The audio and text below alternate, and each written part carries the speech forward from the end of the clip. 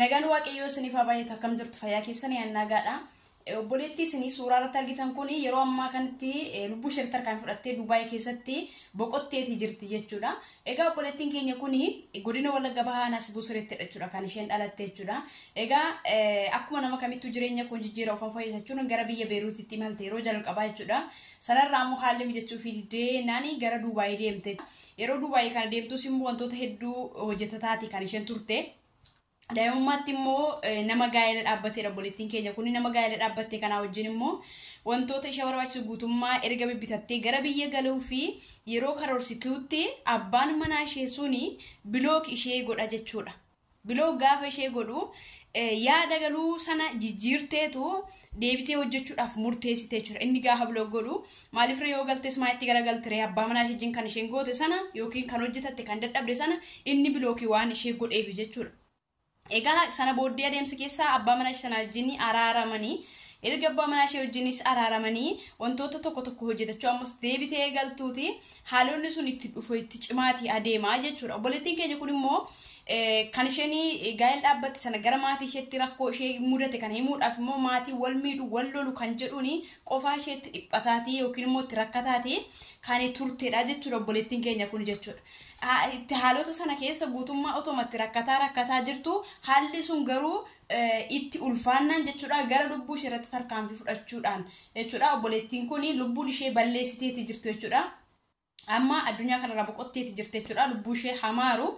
Egaa dhiironni biyya keenya dadhabbii nuti asitti dadhabnee akkamitti akka hojjennee fi nu guutummaa isa wanta beekan tokko hin qaban jechuudha. Akka waan salphaa yookiin waan lafaa haramee dhufuutti jechuudha. Obboleettiin keenya kun dadhabbii ishee yeroo dheeraa sana itti haara galfachuudhaaf hayaaddu haa karoorsitu iyyuu malee maatii ishee obboloota ishee haadha ishee arguudhaaf hayaaddu haa karoorsitu galuudhaaf isaanis haa gadi haa jedhan iyyuu malee ishee garuu wanti ishee rakkise wanti ishee qabe tokko abbaan manaa ishee inni isheen kaleessa wajjin gaa'ela dhaabbatti suni yaadota isheen garagaluudhaaf yeroo isheen karoorsituutti buloo gochuudhaan itti jijjiiramuudhaan akka isheen tarkaanfii kana keessatti of fudhattu ishee taasisee jira jechuudha.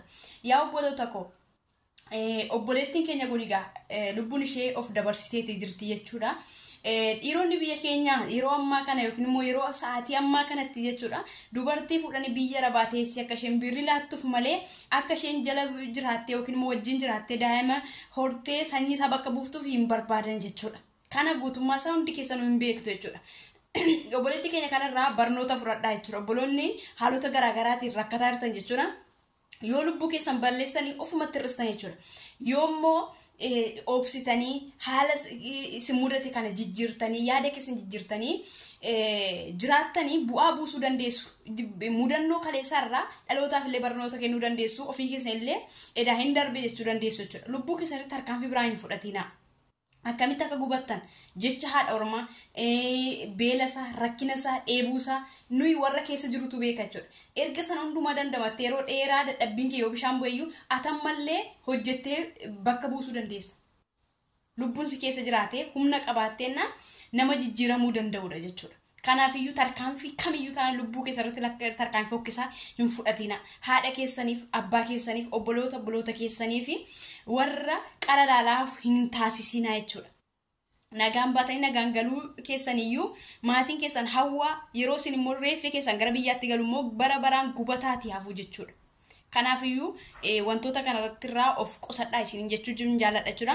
Egaa obboleettiin keenya kun Dubaay keessatti lubbuu ishee dabarsitee jirti jechuudha. Dhiira Itoophiyaa yoo ta'e immoo isuma isin beektanii yeroo ammaa kanatti dubartii fuudhee jala kaawwa sontaa dubartii fuudhee gara biyya arabaatti arguudha. Warroonni miidiyaa kanatti dogoggoraa jirtan jechuudha. Boon lubbuu keessanitti akka obboleettii kanaa tarkaanfii fudhachuu keessa waan oolleef har'a irraa of qusachuu qabdu. Jaalalli birrii hojii wal qabatus ta'e gaa'elli bultii hojii wal maallaqa hojii wal qabatu abadan gaa'ela miti jechuudha. Kanaafiyyuu gaafa qilleensi dhufe diigamuu danda'a waan ta'eef. Kanaafuu obboloota koo hadaraa keessan of eeggadhaa lubbuu keessa tarkaanfii fudhatinaa.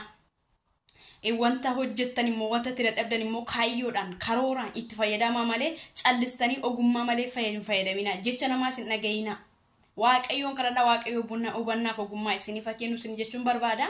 Egaa obboleettii keenya kana Hiriyoonni isaanii baay'ee isaanii gaddaniiti jiru jechuudha. Obboleettiin keenya kun egaa amma dirqamadha waan ta'eef gara biyyaatti illee akka isheen galtuudhaaf reeffi ishee jechuudha maatii isheedhaa fi boloon Dubaay keessa jirtan illee hadaraa keessanii akka nu gargaartan isiniin jechuun barbaada. Maaliif haati kaleessa fayyaa baastee egaa har'a dirqama ishee reeffa fudhachuun waanuma dhoolle waan ta'eef jechuudha.